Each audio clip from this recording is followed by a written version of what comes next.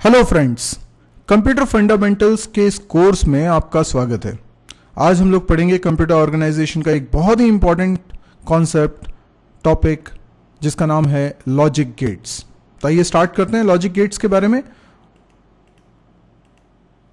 Logic gate is an elementary building block of a digital circuit. जो भी digital circuits बनाए जाते हैं, चाहे आप प्रोसेसर की बात करें या कई और भी डिवाइसेस बनाए जाते हैं जिसमें प्रोसेसिंग के लिए सर्किट बनाए जाते हैं, तो ये सर्किट्स बनाने के लिए जो बेसिक एलिमेंट्स रिक्वायर्ड होते हैं उसमें एक है लॉजिक गेट, जो बहुत ही ज़रूरी होता है डिजिटल सर्किट बनाने के लिए।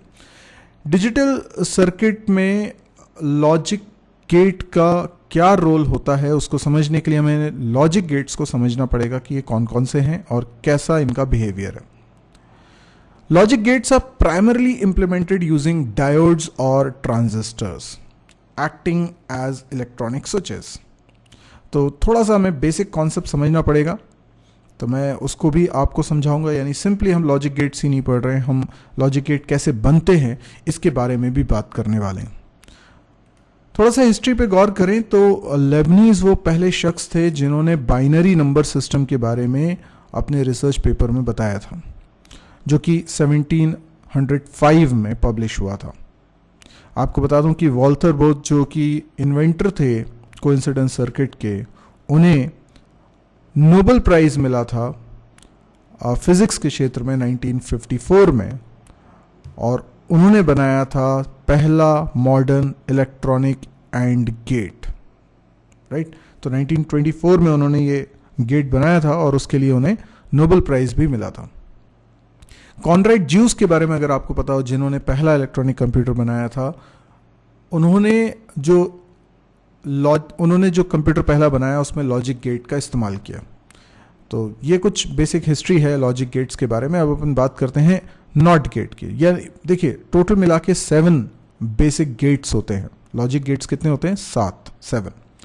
अब इनमें सबसे ज्यादा जो एलिमेंट्री है दैट इज नॉट गेट। तो देखिए, यहां पर मैंने नॉट गेट के बारे में कुछ बातें लिखी हुई हैं। पहली बात तो ये कि इसका नाम है नॉट गेट। इसको कई बार हम इन्वर्टर भी बोलते हैं, इन्वर्टर गेट भी बोलते हैं। ये सिंबॉलिकली इस तरीके से रिप्रेजेंट होता है, एक ट्रायंगल शेप जिसकी टिप पे रखा हुआ है एक सर्कल, और ये कहलाता है नॉट गेट। तो जब हम डायग्राम इसको बना रहे हैं तो ये सिर्फ सिंबॉलिकली रिप्रेजेंट करने का एक तरीका है।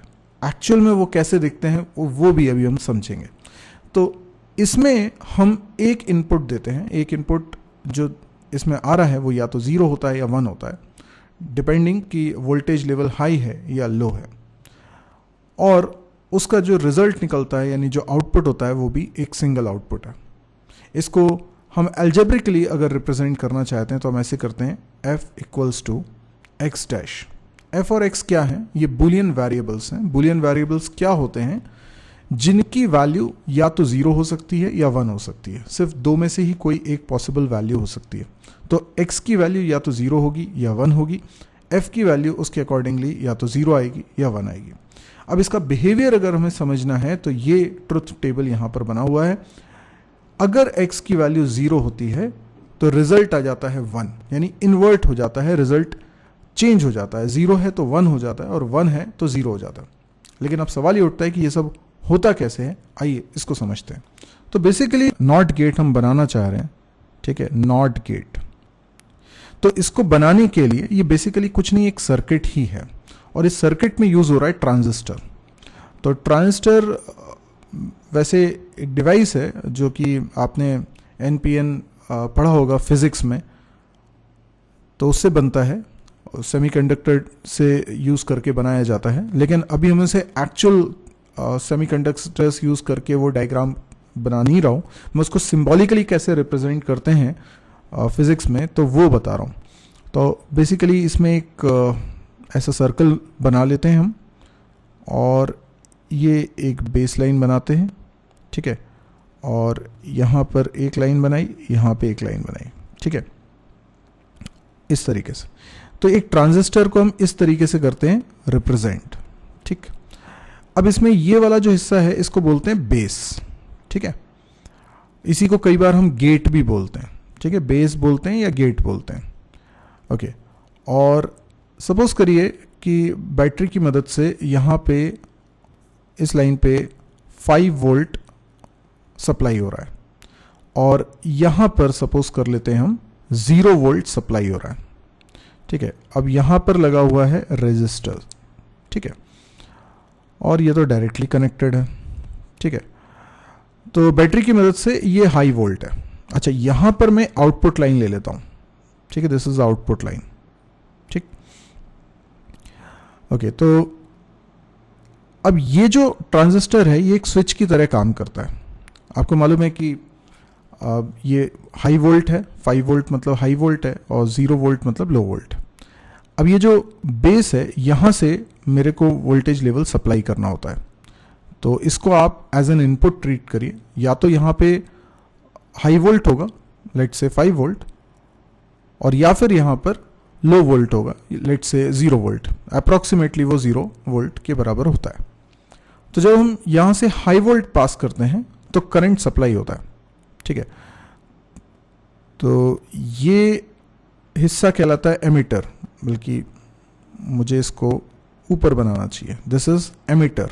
ये जो हिस्सा होता है ये एमिटर होता है, और ये साइड जो हिस्सा होता है ये कलेक्टर होता है। ये जो ट्रांजिस्टर हमने बनाया है इसमें 2 एंड होते हैं, एक एमिटर होता है और एक कलेक्टर होता है। ठीक है, तो जो करंट जो फ्लो होने वाला है वो एमिटर से कलेक्टर की तरफ होना है। हालांकि ट्रेडिशनली कन्वेंशनली अगर हम समझें तो करंट का फ्लो तो ऊपर से नीचे की तरफ होने वाला है। ओके, तो बैटरी सप्लाई की वजह से अभी यहां पर क्या है, हाई वोल्ट है, राइट। तो अगर मैंने बेस पे कोई वोल्टेज सप्लाई नहीं किया है, ठीक है, तो ये लो है। हाई और लो, हाई मतलब 1 और लो मतलब 0। तो ये अगर लो है तो यहां से करंट पास नहीं हो पाएगा। ठीक है, ये स्विच की तरह काम कर रहा है, तो ये करंट पास नहीं हो पाएगा। और अगर बेस में हमने 1 पास किया यानी हाई है, तो यहां से करंट पास हो पाएगा। तो अगर करंट, जैसे मान लीजिए ये लो है, शुरुआत में क्या है, ये लो है। ठीक है, तो ये क्या हो जाता है, ये कनेक्शन ब्रेक हो जाता है। यानी ये ट्रांजिस्टर एक स्विच की तरह काम करता है, यहां कनेक्शन ब्रेक हो जाता है, तो करंट का फ्लो नहीं हो पाता है। ठीक है, तो करंट का फ्लो नहीं हो पाता, तो इस लाइन पे क्या है, हाई वोल्टेज है, दैट इज 5 वोल्ट। तो यहां से भी क्या जाएगा, हाई वोल्ट जाएगा, दैट इज यहां से जाएगा 1 हाई वोल्टेज। समझ रहे हैं आप बात को, क्योंकि ये क्या है, हाई वोल्ट है, तो यहां से क्या मिलेगा, इसे हाई वोल्ट मिलेगा। ओके, तो जब मैंने बेस को लो वोल्ट सप्लाई दिया है तो ये स्विच ओपन है, मतलब कनेक्शन यहां पर नहीं हो पा रहा है, इसलिए फ्लो ऊपर से नीचे की तरफ नहीं आ पा रहा है। और इसीलिए कि इस एंड पर 5 वोल्ट था, आउटपुट वाली लाइन पर हाई वोल्ट ही आउटपुट हो गया, तो उसको हम क्या बोल रहे हैं, 1 बोल रहे हैं। और यदि मैंने यहां पर 1 सप्लाई किया होता, यानी बेस पे 1 सप्लाई किया होता, तो जब 1 सप्लाई कर रहा हूं मतलब हाई वोल्ट सप्लाई कर रहा हूं, हाई वोल्ट सप्लाई कर रहा हूं, तो ये जो ट्रांजिस्टर है ये क्लोज हो जाता है, यानी ये कनेक्शन बना लेता है। कनेक्शन बना लेता है तो क्या होता है, जो करंट का फ्लो है वो ऊपर से नीचे की तरफ होने वाला है। ठीक है, तो हम चार्जेस का फ्लो अगर बोलेंगे तो चार्जेस का फ्लो तो एमिटर से कलेक्टर की तरफ जाने वाला है। चार्जेस का फ्लो ऊपर की तरफ जाएगा, तभी तो करंट का फ्लो नीचे की तरफ आएगा, ऐसा बोलेंगे। ठीक है, तो जब बेस 1 था यानी हाई था, तो ये कनेक्शन स्टैब्लिश हो गया, इस ट्रांजिस्टर ने कनेक्शन स्टैब्लिश कर दिया, ये कनेक्ट हो गया, तो करंट का फ्लो होने लगा। करंट का फ्लो होने लगा तो आउटपुट वाली लाइन पर क्या जाने लगा, 0 जाने लगा। अब ये जो पूरा का पूरा डायग्राम बना है ना, इस डायग्राम को हम लोग बोलते हैं नॉट गेट। ठीक है, अब मैं इसको सिंबॉलिकली बनाने जा रहा हूं। ठीक है, इस तरीके से सिंबॉलिकली बनाने जा रहा हूं। ओके, तो ये जो होगा इस तरीके से मैं बना लेता हूं। ठीक है, इस तरीके से, ये सिंबॉलिकली मैंने बना लिया। तो ये क्या हो गया, इसका इनपुट, ठीक है ना, ये इनपुट हो गया।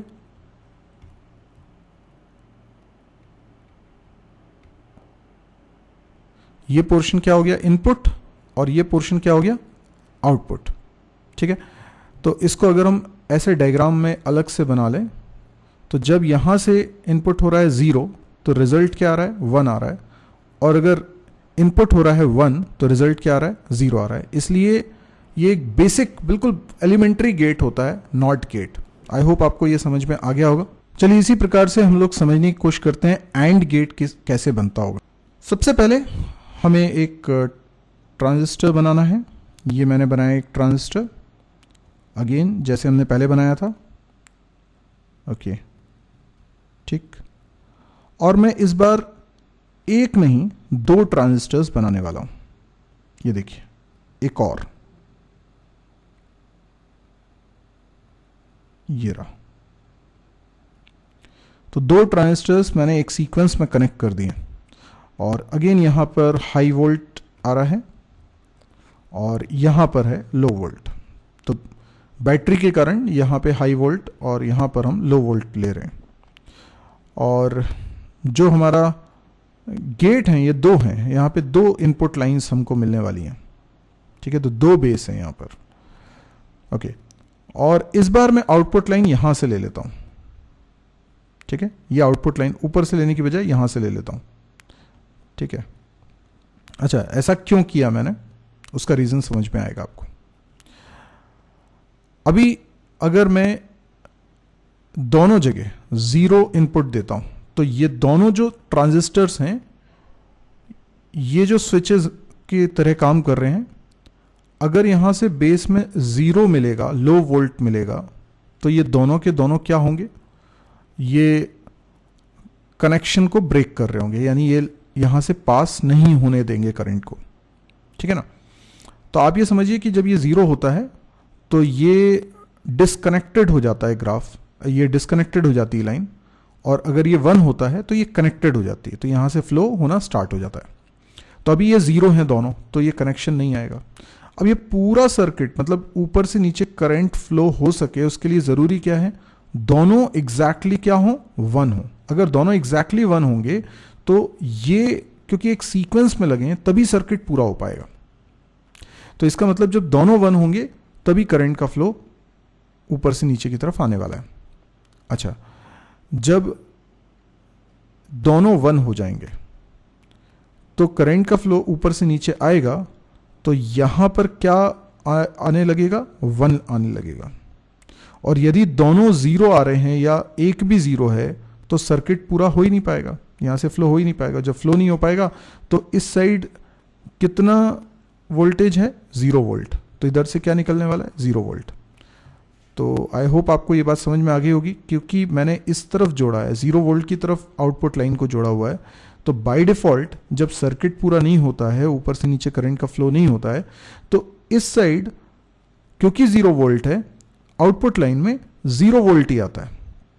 तो कब कब 0 वोल्ट आएगा, जब ऊपर से नीचे करंट फ्लो नहीं करेगा। ऊपर से नीचे करंट फ्लो क्यों नहीं करेगा, क्योंकि ये ट्रांजिस्टर्स ने कनेक्शन नहीं हो रहा है, कनेक्टिविटी नहीं बन पा रही है। क्यों नहीं बन पा रही है, क्योंकि यहां से कोई एक तो 0 है। हो सकता है पहला वाला 0 हो और दूसरा वाला 1 हो, या पहला वाला 1 हो और दूसरा वाला 0 हो। ठीक है, अगर इन तीनों में से कोई भी केस होता है, दोनों 0 हैं, एक 0 है ना, पहला वाला 0 है या दूसरा वाला 0 है, इन तीनों में से कोई भी केस होता है तो क्या होगा, ऊपर से नीचे करंट फ्लो नहीं हो पाएगा। ऊपर से नीचे करंट नहीं फ्लो हो पाएगा तो जो इस साइड वोल्टेज लेवल चल रहा है, दैट इज 0, वही आउटपुट में आने वाला है। Got it.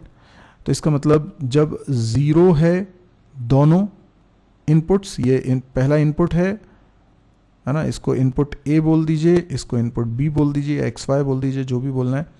तो ए और बी दोनों के दोनों जब 0 हैं तो जो रिजल्ट आने वाला है, रिजल्ट को आप एफ बोल दीजिए, तो एफ की वैल्यू क्या आने वाली है, 0। पर अगर दोनों में से कोई एक 0 है, हाँ, तो भी रिजल्ट क्या आने वाला है, 0, क्योंकि तब भी सर्किट पूरा नहीं हो पा रहा है, फ्लो नहीं हो पाएगा। लेकिन अगर दोनों 1 हो रहे हैं तो ये ट्रांजिस्टर्स कनेक्शन होने दे रहे हैं, ठीक है, ये फ्लो होने दे रहे हैं। तो फ्लो होने दे रहे हैं तो क्या होगा, ये ऊपर से नीचे जो करंट फ्लो होगा उसके कारण आउटपुट लाइन में 1 आने लगेगा, ठीक है। अब ये जो बिहेवियर है ना, इस बिहेवियर को हम बोलते हैं एंड, ठीक है। तो ये एंड गेट बन गया हमारा, तो इसको हम क्या बोल रहे हैं, एंड गेट। और इसको हम डायग्रामेटिकली रिप्रेजेंट कैसे कर रहे हैं, एक डी शेप बना देते हैं। तो इसमें क्या हो रहा है, 2 इनपुट लाइंस आ रही हैं, एक ए आ रही है और एक बी आ रही है, और आउटपुट लाइन में क्या आने वाला है, एफ, ठीक है। अब सोच के देखिए कि अगर ये जो मैंने आउटपुट लाइन बनाई है इसको यहां नहीं बना के मैं इस जगह पर बना देता तो क्या होता, तो होता ये कि जब ऊपर से नीचे करंट फ्लो नहीं हो पा रहा है तो यहां पर 1 जाता, क्योंकि ये किस साइड जोड़ा है मैंने, 5 वोल्ट की तरफ, तो हाई वोल्ट निकलता। अगर ये ट्रांजिस्टर्स कनेक्शन नहीं होने दे रहे होते, तो अगर ट्रांजिस्टर्स के कारण यहां पे सर्किट क्लोज नहीं हो रहा है, यानी फ्लो नहीं हो पा रहा है, तो इसमें से क्या निकलने वाला है, 5 वोल्ट। 5 वोल्ट मतलब 1। तो यहां 1 निकलने के लिए क्या जरूरी है कि ट्रांजिस्टर्स फ्लो ना होने दें, ऊपर से नीचे करंट को फ्लो ना होने दें। उसके लिए जरूरी क्या है, उसके लिए जरूरी है कि कोई एक तो 0 हो, यानी ये 0 है, ये 0 है तो भी, ये 0 है, ये 1 है तो भी, और ये 1 है, ये 0 है तो भी। तो ऐसी तीनों सेट में आउटपुट क्या निकलने वाला है, 1। तो अगर मैं यहां पर आउटपुट लाइन जोड़ देता हूं तो बिहेवियर कैसा हो जाता है, ए बी और एफ, ठीक है। 0 0 पे 1 आता है, 0 1 पे भी 1 आता है, 1 0 पे भी 1 आता है। सिर्फ जब दोनों 0 होंगे तभी रिजल्ट 0 आएगा, ठीक है। तो ये जो बिहेवियर ये किसका है, इसी का अपोजिट हो गया ना, तो ये बन जाता है नैंड गेट। नैंड गेट ऐसे शो करते हैं, डी शेप बनाया, उस पर आगे बबल लगा दिया, सर्कल लगा दिया, तो ये नैंड गेट हो जाता है। ये इनपुट ए है, ये बी है, ये एफ है, गॉट इट। तो इसको हम देख लें, ये हमारा नैंड और एंड गेट दोनों का पूरा डिस्क्रिप्शन है। एंड गेट जिसको हम सिंबॉलिकली इस तरीके से डी शेप से बनाते हैं, जिसमें अभी हमने देखा कि 2 इनपुट लाइंस आ रही थी और एक आउटपुट लाइन है। तो यदि दोनों का रिजल्ट 1 होता है, दोनों का इनपुट 1 होता है तो रिजल्ट 1 आता है, अदरवाइज 0 आता है। तो ये हमने देखा था कि ये जो इनपुट लाइंस हैं ये ट्रांजिस्टर्स को बेस का काम कर रहे हैं, या ट्रांजिस्टर को बेसिक वोल्टेज लेवल प्रोवाइड कर रहे हैं, जिसके कारण सर्किट या तो क्लोज होता है या ओपन होता है। तो हम जानते हैं कि ये बिहेवियर को अभी हमने समझ लिया था। इसको बुलियन अलजेब्रा में इस तरीके से एक्सप्रेशन को रिप्रेजेंट करते हैं, एक्स डॉट वाई, या सिंपली डॉट भी नहीं लगाएंगे तो सिंपली एक्स वाई लिखेंगे। नॉर्मली हम डॉट लगाते हैं ये डिनोट करने के लिए कि एक्स और वाई के बीच में एंड ऑपरेशन परफॉर्म हो रहा है, तो ये लॉजिकल एंड ऑपरेशन हो गया। इसी तरीके से नैंड गेट में हमने सिंबॉलिकली रिप्रेजेंट करने के लिए डी शेप बनाया और उसके बाद बबल शेप लगा दिया, तो ये एंड का ही इन्वर्टेड रिजल्ट है। तो आप बिहेवियर को भी देख सकते हैं, और बुलियन अलजेब्रिक फॉर्मेट में हमने इसको इस तरीके से लिखा हुआ है, एक्स डॉट वाई और होल पे डैश। अब यदि आपको ये वीडियो पसंद आया तो आप इसको लाइक करें, आपको कुछ पूछना है तो आप कमेंट्स के जरिए पूछ सकते हैं, आप इस वीडियो को शेयर कर सकते हैं, और आप इस चैनल को सब्सक्राइब कर सकते हैं ताकि जब भी कोई नया वीडियो पब्लिश करूं तो उसका नोटिफिकेशन आपके पास आ जाए। इसके अलावा आप मेरी वेबसाइट www.mysurgery.com को विजिट करना ना भूलें, क्योंकि YouTube पे मेरे 1 से अधिक चैनल हैं। सभी चैनल्स की आपको जानकारी अगर चाहिए है और सभी चैनल्स पर रखे वीडियोस के लिंक आपको इजीली मिले, इसके लिए आप इस वेबसाइट पे आइए। इस वेबसाइट पे ना केवल डिफरेंट कोर्सेज बहुत ही ऑर्गेनाइज मैनर में रखे हुए हैं। आज की डेट जब मैं ये वीडियो रिकॉर्ड कर रहा हूँ तब तक 750 से ज़्यादा वीडियोस मैं ऑलरेडी पब्लिश कर चुका हूँ। तो कई सारे कोर्सेज यहाँ पर आपको मिलेंगे। इनफैक्ट कई सारी चीज़ें जो यूट्यूब पे नहीं मिलेंगी वो आपको इस वेबसाइट पे मिलेंगी। आपको कैंपस प्रिपरेशन की तैयारी करनी हो या आपको कोई प्रोजेक्ट्स की ज़रूरत हो तो वो सब कुछ आपको यहाँ पर मिलेगा। प्रोजेक्ट ट्रेनिंग गाइड भी आपको मिलेगी। इसके अलावा आपको प्रैक्टिस करने के लिए क्वेश्चंस भी मिलेंगे, बहुत कुछ है, ऑब्जेक्टिव क्वेश्चंस मिलेंगे। तो आप एक बार विजिट जरूर करिए, और अगर आपको पसंद आए ये साइट, क्योंकि इसमें कंटेंट हिंदी में है, डेली नया कंटेंट अपलोड होता है, तो ये बहुत एक्टिव साइट है, बहुत लोगों को पसंद आती है। तो आपको भी अगर ये पसंद आ रही हो तो आप प्लीज़ इसको शेयर ज़रूर करिए ताकि ज़्यादा से ज़्यादा लोगों को इसके बारे में पता चले। Thank you.